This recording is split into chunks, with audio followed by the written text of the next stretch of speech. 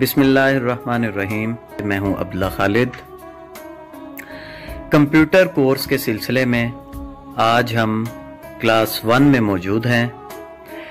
हमारी सबसे पहली क्लास जो है वो है इंट्रोडक्शन टू कंप्यूटर, यानी कंप्यूटर का तारुफ। आज की क्लास में हम पढ़ेंगे कि कंप्यूटर क्या है। तो चलिए अपनी क्लास को हम शुरू करते हैं। कंप्यूटर क्या है? कंप्यूटर एक बिजली से चलने वाली मशीन है जो हमारे डाटा को, हमारी मालूमात को महफूज करती है, यानी स्टोर करती है। हमारी महफूज शुदा मालूमात को हम तक बवक्ते ज़रूरत या जब हमें ज़रूरत हो हम तक पहुंचाती है, हम उसको देख सकते हैं। और ये एक ऐसी मशीन है कि जो मालूमात हमने महफूज की हैं उस मालूमात को उसमें तब्दीली करने में भी हमारी मदद करती है।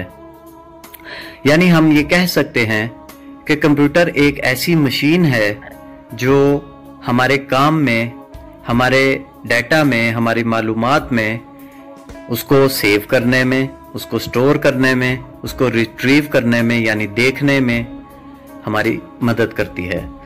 कंप्यूटर लफ्ज़ कंप्यूट से निकला है जिसके मानी हिसाब किताब करने के हैं। इसका मतलब ये हुआ कि कंप्यूटर एक ऐसी मशीन है जिसके ज़रिए हम बहुत तेज़ी से हिसाब किताब भी कर सकते हैं, जैसा कि हम अलजेब्रा, स्टैटिस्टिक्स यानी जिसको हम स्टैट कहते हैं, ये हम बहुत तेज़ी से बग़ैर किसी गलती के और बग़ैर वक्त को गवाए ये तमाम अवामिल जो हैं वो हम कंप्यूटर के साथ हल कर सकते हैं। कंप्यूटर गलती नहीं करता जब तक कि हम खुद या यूज़र खुद गलती ना करे। तो ये था हमारा आज का टॉपिक। इंशाल्लाह कंप्यूटर की क्लास नंबर 2 में आपसे मुलाकात होगी।